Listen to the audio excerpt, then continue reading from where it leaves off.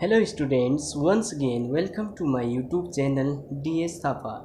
Students, we are studying about differentiation. Today our topic is differentiation of exponential and logarithmic function. Exercise 5.4 Introduction. Means students, today we will study about differentiation of exponential and logarithmic function. So students, at first, what is exponential function?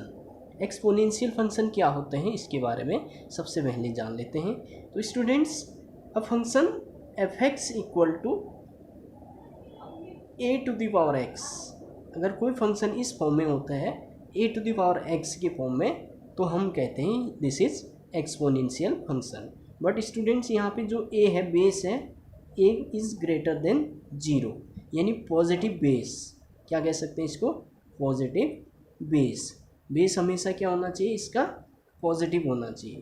तो इस type के जो functions होते हैं इसको हम क्या कहते हैं? एक्सपोनेंशियल फंक्शन, यानी पावर के फॉर्म में, इन पावर नोटेशन पावर के फॉर्म में आ जाता है तो हम इनको एक्सपोनेंशियल फंक्शन कहते हैं.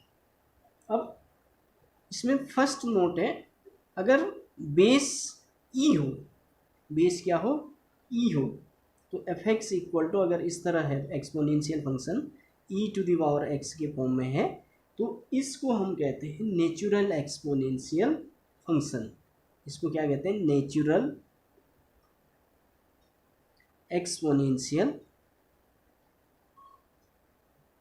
फंक्शन. यानी ई टू द पावर एक्स अगर इस तरह होगा तो ये नेचुरल, इन जनरल हम ई टू द पावर एक्स को एक्सपोनेंशियल फंक्शंस कहते हैं. तो अगर बेस ई हो तो हम क्या कहेंगे? Natural exponential function. And second thing, F X equal to, देखिए अगर बेस और पावर आप जानते हैं, बेस यहाँ पे ई है और पावर क्या है? एक्स है. तो एक्सपोनेंशियल फंक्शन अगर बेस 10 हो, 10 टू द पावर एक्स इस फॉर्म में हो, तो स्टूडेंट्स यहाँ पे हम इसको कहते हैं कॉमन एक्सपोनेंशियल फंक्शन. इसको कहते हैं common exponential function. E X लिख दिया, this is exponential. Means a function is F X equal to A to the power X where A, but ध्यान देना ए हमेशा ग्रेटर देन जीरो होता है, यहाँ पे पॉजिटिव बेस होता है हमेशा. इसको हम कहते हैं, इस टाइप के जो फंक्शंस होते हैं इनको हम कहते हैं exponential function. And F X equal to E to the power, अगर बेस ई ले लें तो ये क्या होता है? नेचुरल एक्सपोनेंशियल फंक्शन कहते हैं. अगर बेस 10 लेते हैं, 10 टू दी पावर एक्स लिखते हैं, तो कॉमन एक्सपोनेंशियल फंक्शंस. देखिए स्टूडेंट्स, यहाँ पे ई है, ई की वैल्यू आपका होता है 2 पॉइंट समथिंग होता है, 2 पॉइंट समथिंग यहाँ पे 2 से ग्रेटर होता है, यानी 2 से ग्रेटर, 2 और 3 के बीच में लाई करता है. किसकी वैल्यू? ई की वैल्यू. इसका मतलब ई क्या होता है? पॉजिटिव होता है यहाँ पे, राइट. अगर इनके ग्राफ की बात करें, ग्राफ ऑफ एक्सपोनेंशियल फंक्शन, तो स्टूडेंट्स एक्सपोनेंशियल फंक्शन के ग्राफ जो है बहुत तेज़ी से बढ़ते हैं, क्योंकि पावर में कोई नंबर आ जाता है तो स्टूडेंट्स आप जानते हैं बहुत तेज़ी, जैसे 10 की पावर 10 लिखेंगे तो बहुत तेज़ी से बढ़ जाता है, 10 10 जा 100 हो जाता है, राइट. तो स्टूडेंट इसके ग्राफ जो है इस तरह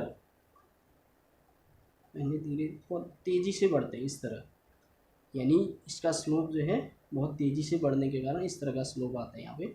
नाउ इस तरह अगर डाउन होता है तो बहुत स्पीड में डिक्रीज भी हो जाते हैं, इस तरह इनके ग्राफ्स आते हैं. यानी ये एक्सपोनेंशियल फंक्शन के ग्राफ्स हैं. इस तरह क्या होता है? ये इंक्रीज होते हैं बहुत तेज़ी से और डिक्रीज भी बहुत तेज़ी से होते हैं. नाउ स्टूडेंट्स, बात करते हैं logarithmic function. What? Logarithmic function. अब लॉगरिथमिक फंक्शन किसको कहते हैं? देखिए एक्सपोनेंशियल फंक्शन जो हमने पढ़े थे इस फॉर्म में, B to the power x equal to A, suppose इस फॉर्म में है कोई फंक्शन, तो इसी को हम देखिए एक्सपोनेंशियल फंक्शन से अब हम लॉगरिथमिक फंक्शन में किस तरह रीड करते हैं और किस तरह राइट करते हैं. इसका मतलब होता है students, we can say logarithmic of a, इसी को कहने का तरीका देखिए, logarithmic of A to base b, a logarithmic of A to base b is x, ऐसे इसको लिखते हैं या फिर ऐसे रीड करते हैं। तो इसको इस तरह लिख सकते हैं। और logarithmic of A to base denoted by, अब लॉग को ऐसे डिनोट करते हैं, देखिए लॉग LOG, यहाँ पे लॉग इस तरह लिखते हैं। और देखिए बेस इज व्हाट, यहाँ पे बी है, बेस यहाँ पे आएगा, थोड़ा नीचे पे आता है बेस में, और ए यहाँ पे आएगा इक्वल टू एक्स, यानी लॉग बी बेस पर ए इज एक्स।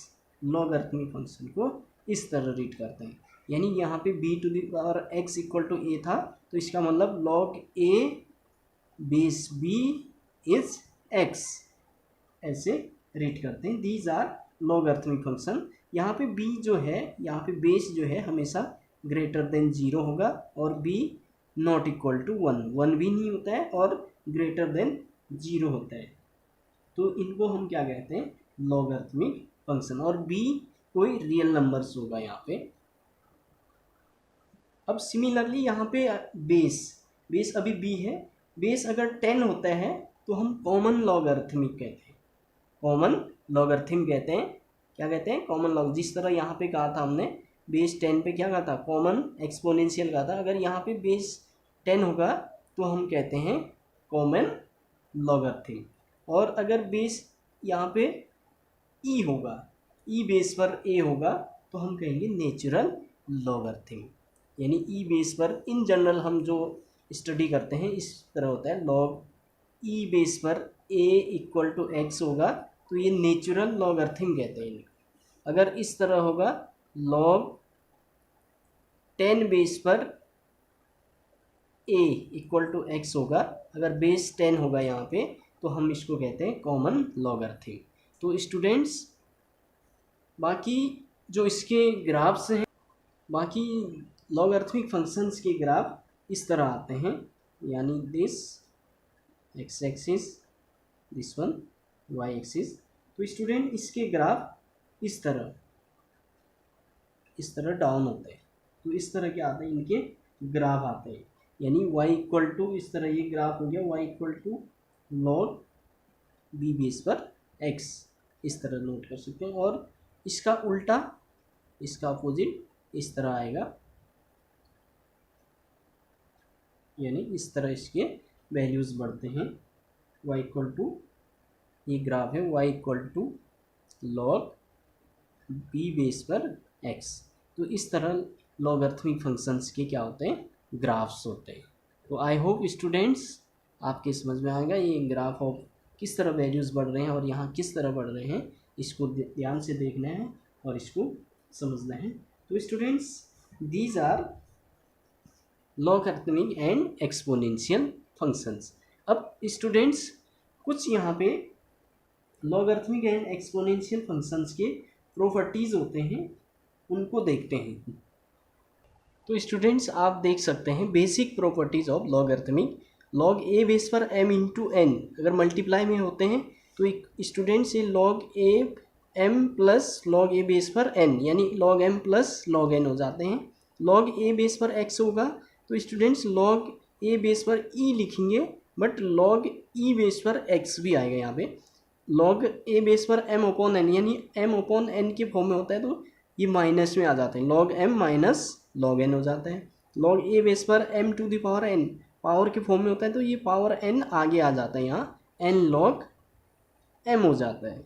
और e to the power log x, e to the power log x equal to x हो जाता है, जो यहाँ पे हो गया वही e to the power log के साथ अगर जो यहाँ पे होता है वही यहाँ पे आ जाता है।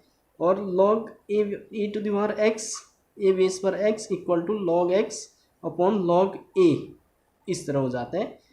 लॉग n बेस n है और m है यहाँ पे equal to 1 upon log m, और यहाँ पे n हो जाता है। तो इस तरह उल्टा हो जाता है, यहाँ पे चेंज हो जा रहा है। और लॉग 10 बेस पे 10, लॉग 10 बेस पे 10 होगा तो इसकी वैल्यू 1 होता है। तो स्टूडेंट्स ये कुछ प्रॉपर्टीज़ हैं, इनको आपने लर्न करना पड़ेगा। ताकि क्वेश्चंस में आपको कोई प्रॉब्लम्स ना हो। तो स्टूडेंट्स आई होप आपके समझ में आया होगा। तो स्टूडेंट्स इनका आप क्या करेंगे, क्वेश्चंस में अप्लाई करेंगे इन रूल्स को। Thank you.